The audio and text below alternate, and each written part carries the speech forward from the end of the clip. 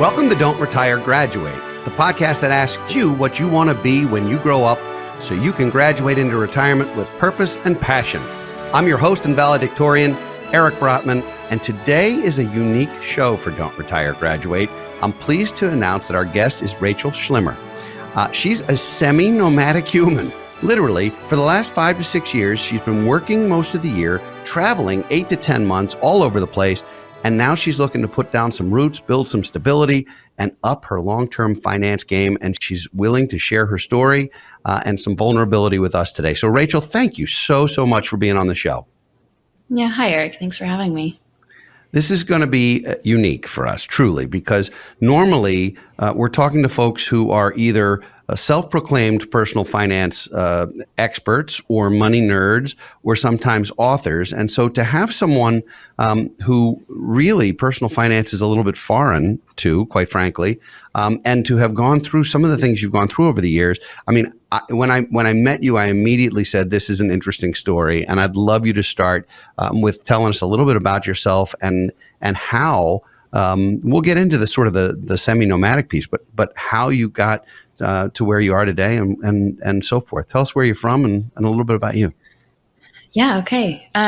So I grew up in Seattle, Washington. My dad ended up moving out that way to work for Microsoft. And so I grew up in the Bellevue area. And then when I graduated, found myself in Seattle proper. I've been there. I'd say that's been my home base for the last 5 or 6 years. And first traveled a high school trip, didn't know what it was to be overseas and kind of had my brain blown because I grew up fairly insulated, just my family culture and everything, wasn't exposed to a lot. And so when I had the chance in college to study abroad for a semester, I took it. And that ended up being my last college experience because I was graduating the following spring and I loved it. And so came back home, worked for a year at a job I had a little bit of a lead on before I graduated. Didn't love it. Really burned out there. And so I took off traveling again. Went to Europe this time for about 9 to 10 months. Got to walk the Camino de Santiago, which ended up being a whole 6-week process. Wow. Did some working, what are they called? Like work exchanges. That's, I think, the technical term. Okay. But folks who needed help over there, kind of like an Airbnb setup. Anyone who needed help could kind of post on this website, and people who wanted to help could get up, and stayed with a couple of families over there. Did some farming. Did some help with a stud farm.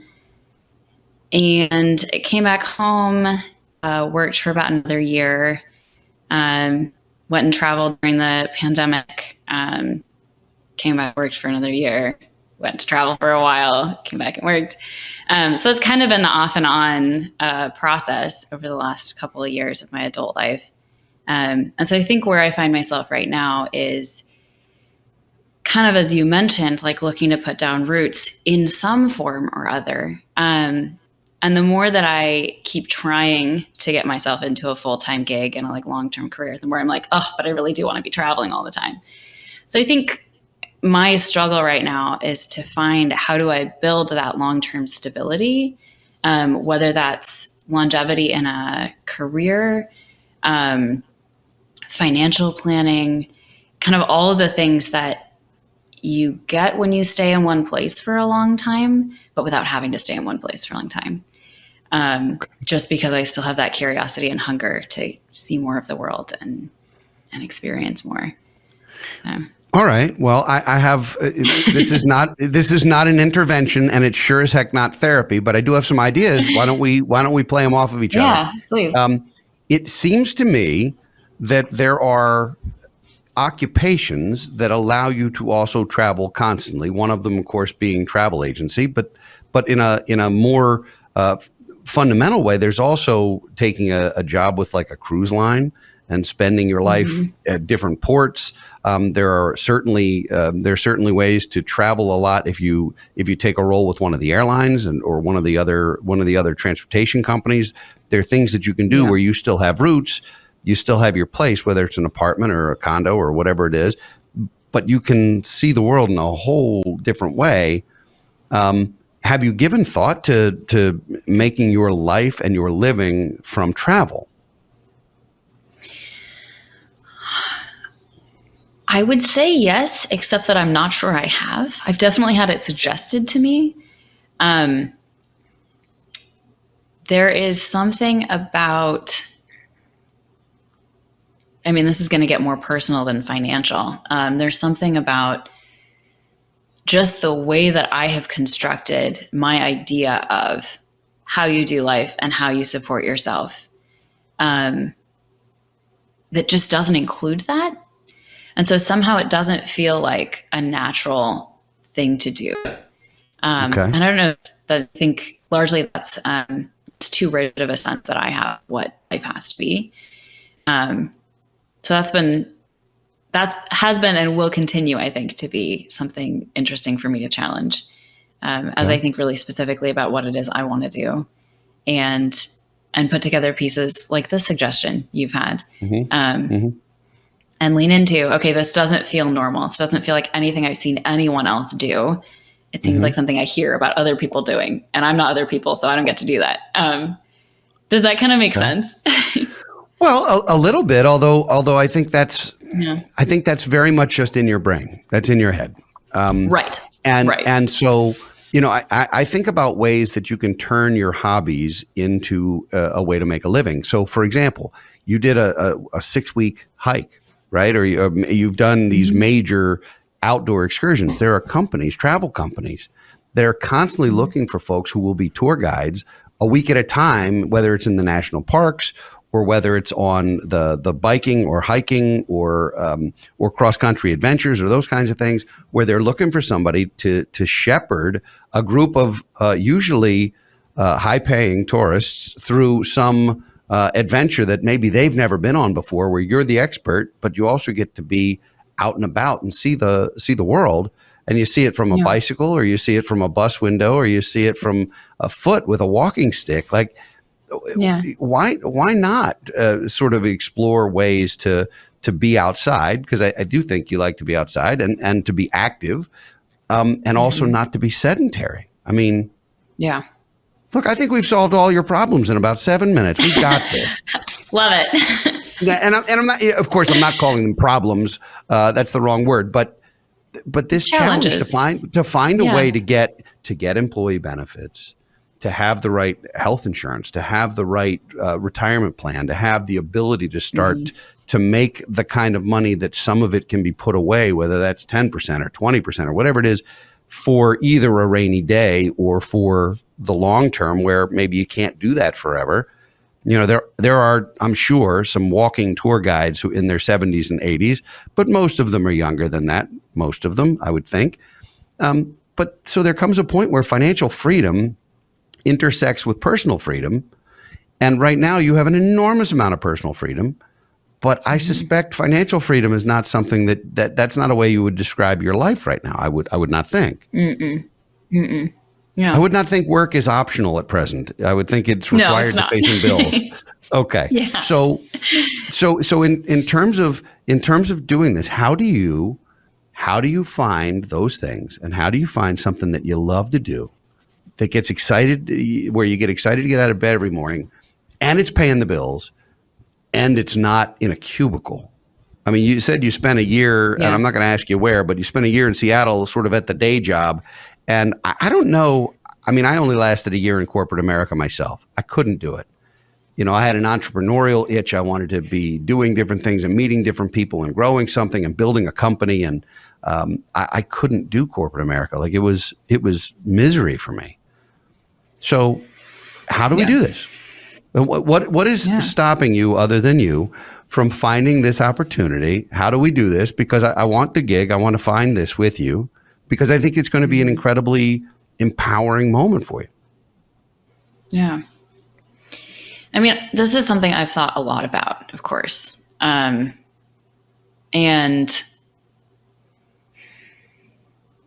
I think there's always been this sense that I have to build a skill set I don't already have to have something to offer outside of the service industry, which is essentially kind of where I've worked. And, again, this might just be in my head. It probably is. Oh, there's no question about it. I have not been able. Yeah. Thank you. No, seriously, there's no question about it. Smart enough to know that at least. Yeah, I mean, you're your own biggest enemy instead of your own biggest cheerleader.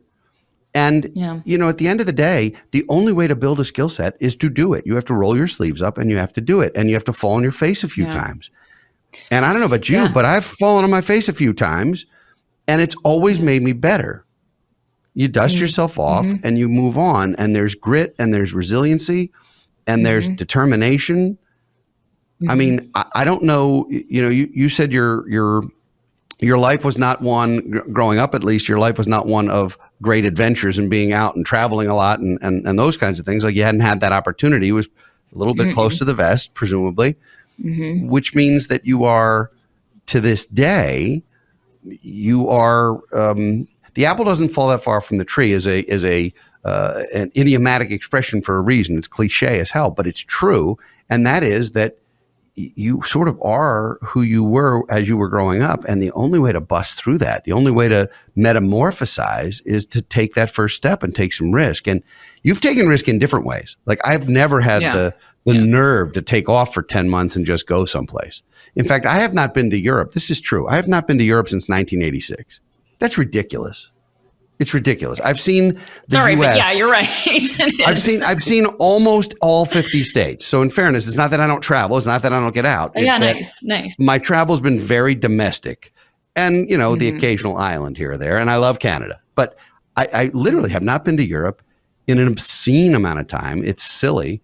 Some of it's just because I wanted to see this country, and I have. And now I think it's time for new challenges for that. But in your case, this is a case of you don't need, what skills do you need? You need to put one foot in front of the other. You need to be a people person, which you are, because we wouldn't be having this conversation if you weren't affable and friendly and so forth. Like that was not going to happen. Yeah. So you clearly have that. How do we turn that into a profitable, thriving financial life to go with your Wanderlust, which I think there's nothing wrong with Wanderlust. I have some myself. Yeah. Yeah. So this is it. Yeah. And you know what's going to be fun? What's going to be fun is in 6 months or a year when we have our next conversation, you're going to be doing one of these things. I'm 100% convinced that one of these things is going to happen because you're going to try it and you're going to go for it. And that's what this is about. The financial piece, I can give you financial tips, personal financial tips out the wazoo. But at the end of the day, none of them will matter very much until you have cash flow that's reliable and until you have an income that's reasonably reliable. It doesn't have to be a salary, but it has to be predictable in some level. Yeah. And you have to make more than you spend and all the cliche stuff. And then there's ways to do this. Yeah. Well, and I think what's been most challenging for me is not holding a job, not necessarily budgeting. I wouldn't be able to travel even as frugally as I do if I didn't know how to set some money aside and live under what I earn.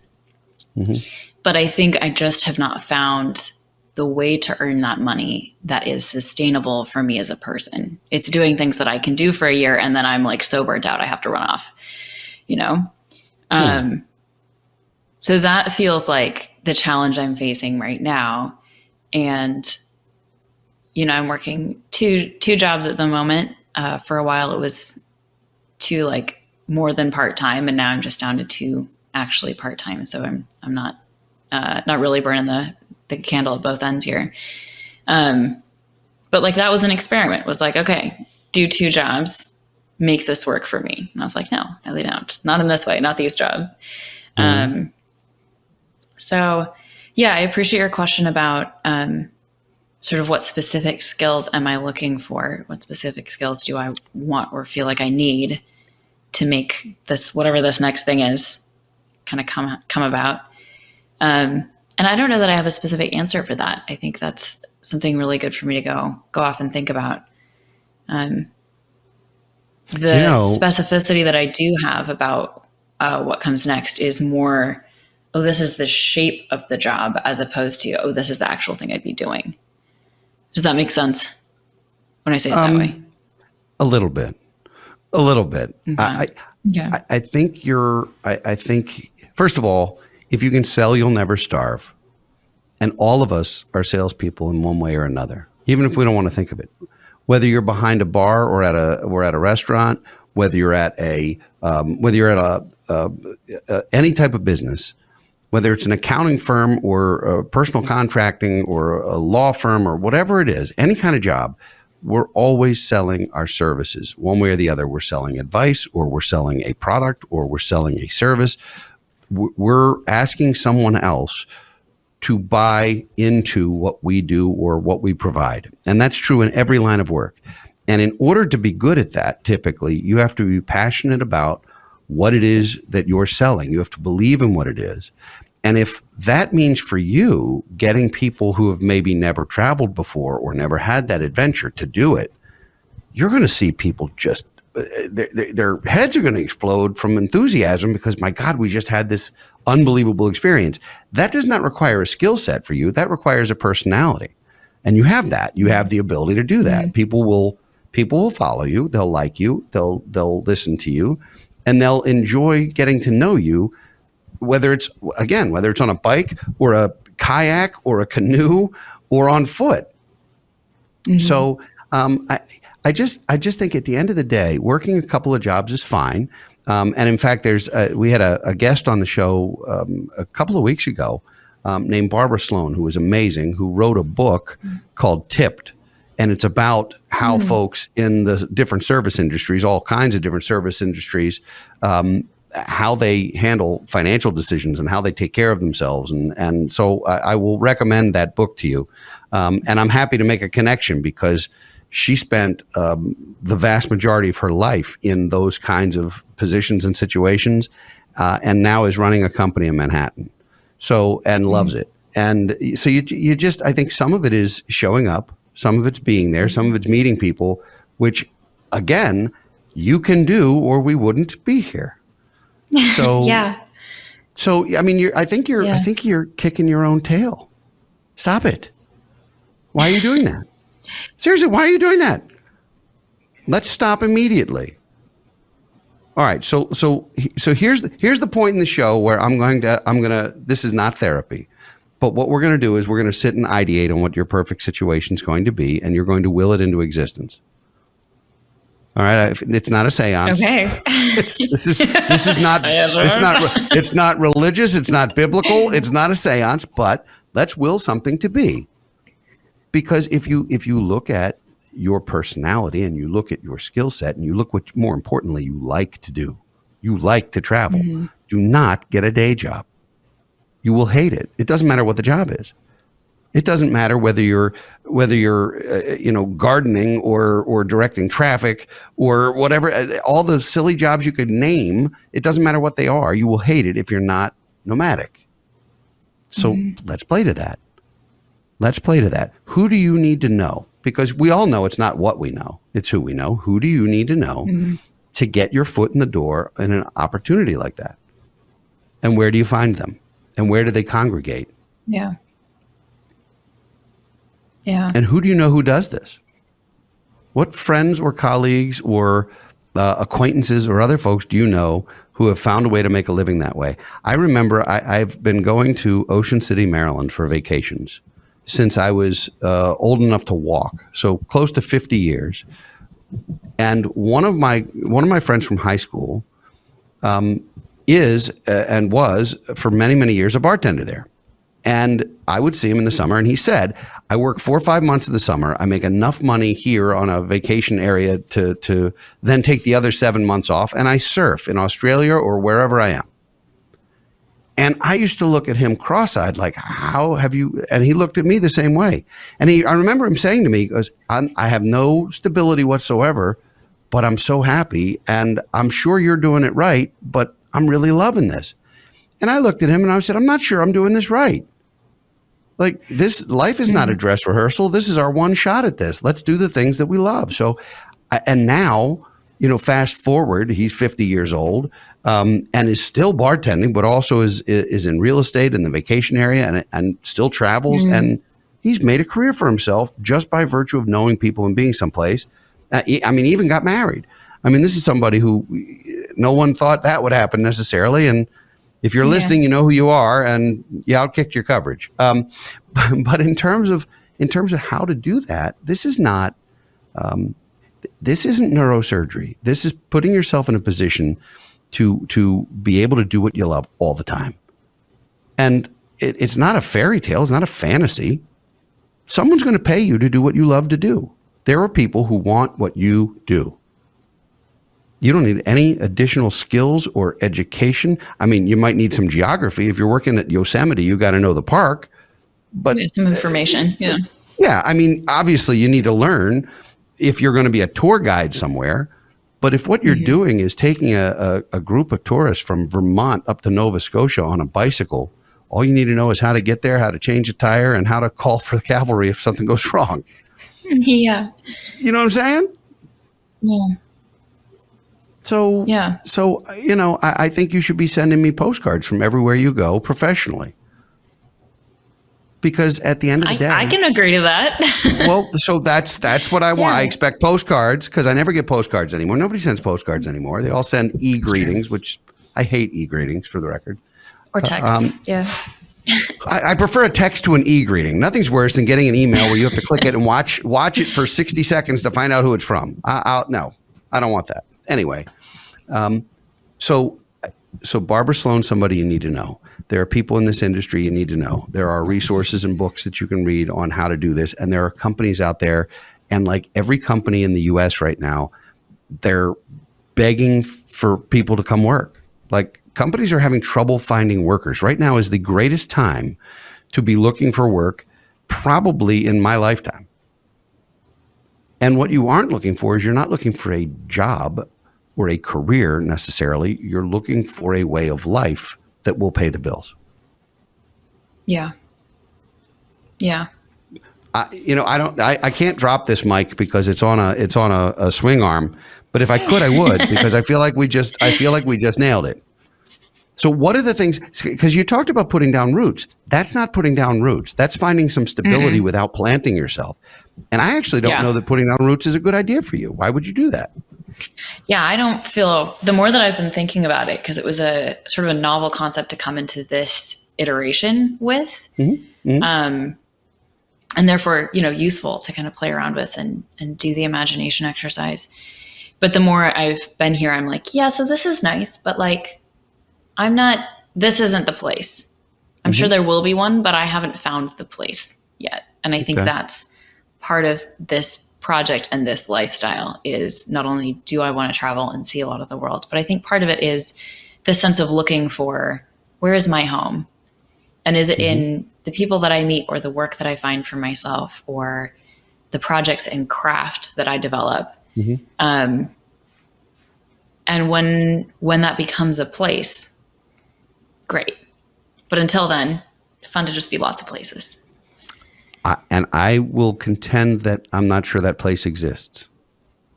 And that's okay. Quite possible. Yeah. Like, why are you searching for something you don't necessarily want just because you think it's what you're supposed to do?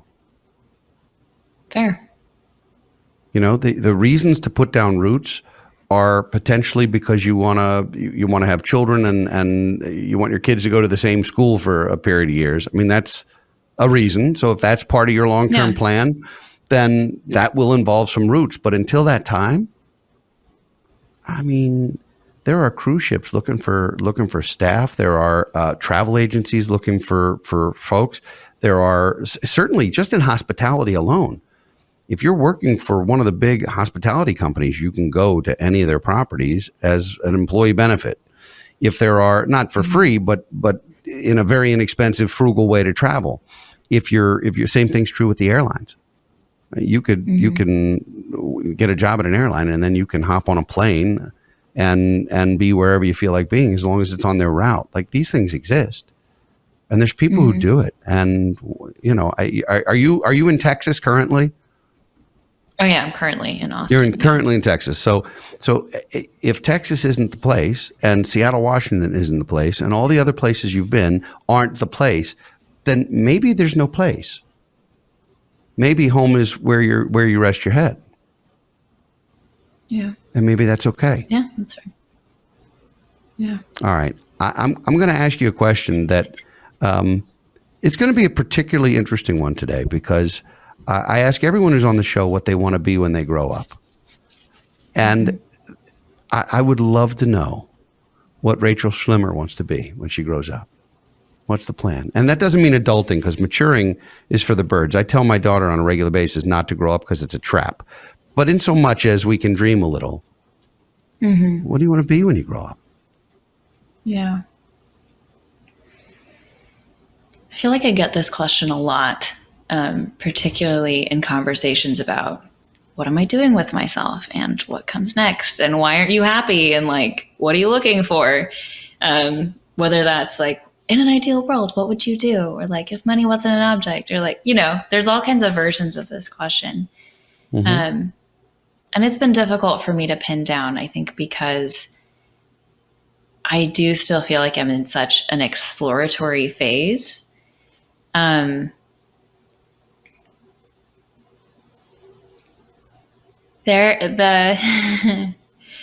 little girl part of me, the like 6-year-old version of me, would love, I think, to be one of those, what is it called? I think it's called horse vaulting, where it's like gymnasts, but on horseback. So equestrian, some kind of equestrian. Yeah.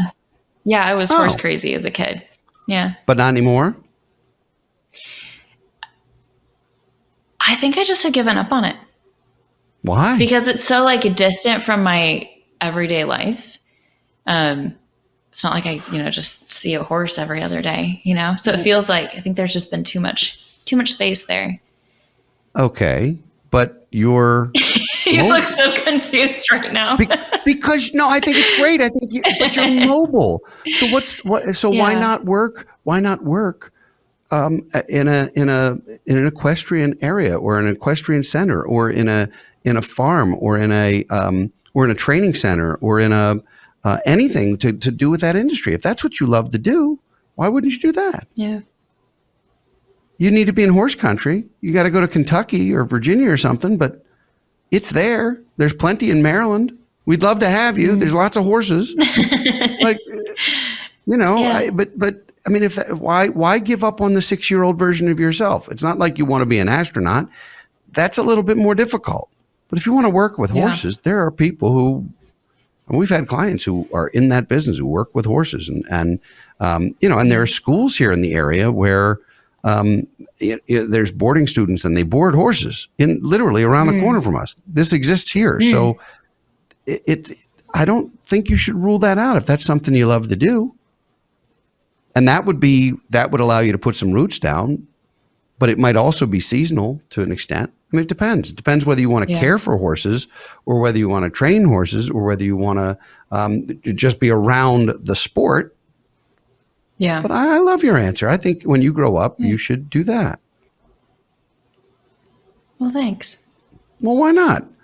All right. So we need an extra credit assignment from you. And at the end of the day, I'm going to ask, and I don't normally do this, but I'm going to ask in a very targeted way for an extra credit assignment that involves going to a place. And that is, if there was one place that you could visit again, whether it was for a week or a month or the rest of time, where would it be, and what would you tell folks about going there? Because you've been all over, and I don't leave the country. So, yeah. Trying to think now. All right, you're going to Detroit.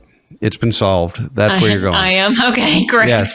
We're sending, look, if you don't have an answer, we're going to Detroit. Okay, well, that's where you're going. Have a great time.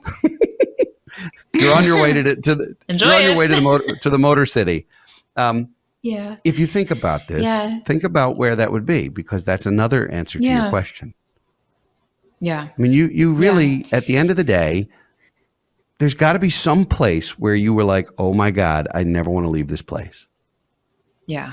Or is the newness? Well, and there's a couple that come to mind, of course. And so it's like, well, what are they? Well, so don't pick one. Okay. Okay. Great. We have options. One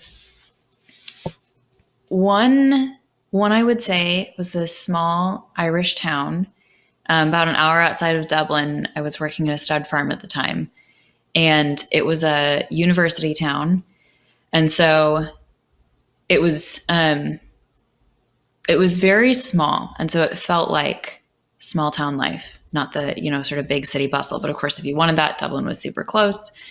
And because it was a university town, they still had a couple of cool hangout spots. So it wasn't just like your corner store and your groceries and, maybe a nail salon or something. Like there are actually some really cool little spots there. And just the setup I was in at the time, I'd, do my work with the horses in the morning, and then I could ride my bike down to the town and spend a couple hours at the coffee shop, do some reading, do some studying, whatever I wanted to do. Come back, wrap my day. And I was there for 3 to 5 weeks, I want to say. It wasn't super long. And I was actually sad to leave, which is not always true. Okay. So that is Maynooth, Dublin. I have a university there. Really cool little spot. As a tourist, plan yourself a nice little weekend or take a day trip or something. Are they hiring? I don't know if they are. That's a very good question. One of the things in the back of my brain has been to really try to look into how difficult it is to work as a U.S. citizen overseas.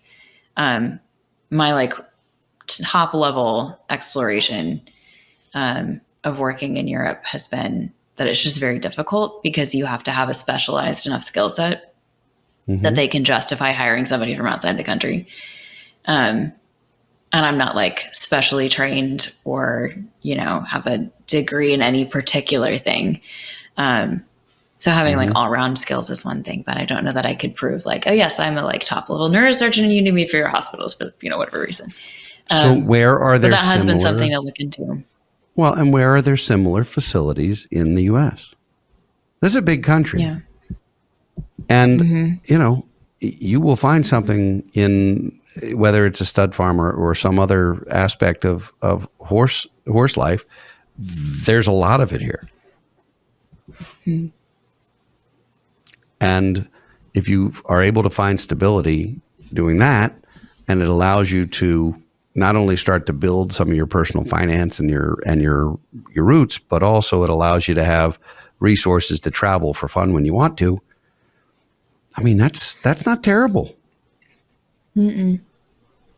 So, all right, I as much as I hate homework, I'm giving you a homework assignment because that's just because it's my show. And no, you're actually getting a homework assignment, not extra credit. No, oh, okay. No. We're going back to school immediately. Your assignment is to explore these two distinct avenues, one around horses and one around travel and leisure and hospitality, and to report back. I want a full report. And then I'm going to suggest that you consider starting a blog of some kind and that we create a brand of Rachael Schlimmer. So begin with doing the search.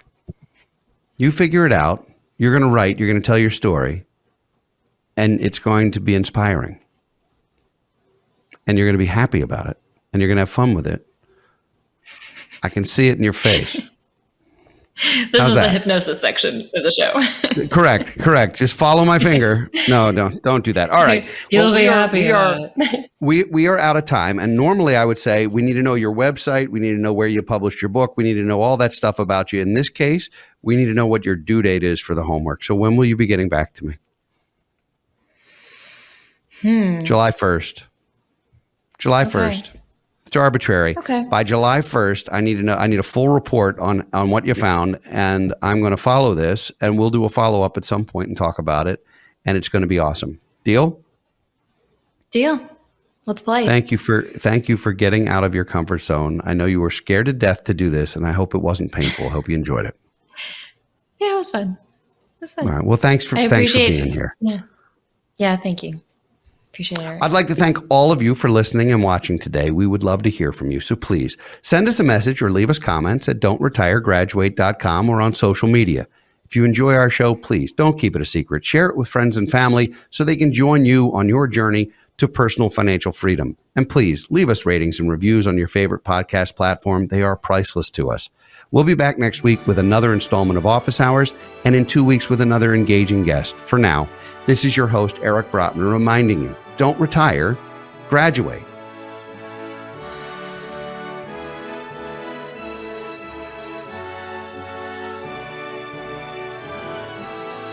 Securities offered through Kestra Investment Services, LLC, Kestra IS, member FINRA SIPC. Investment advisory services offered through Kestra Advisory Services, LLC, Kestra AS, an affiliate of Kestra IS. Kestra IS or Kestra AS are not affiliated with Brotman Financial or any other entity discussed.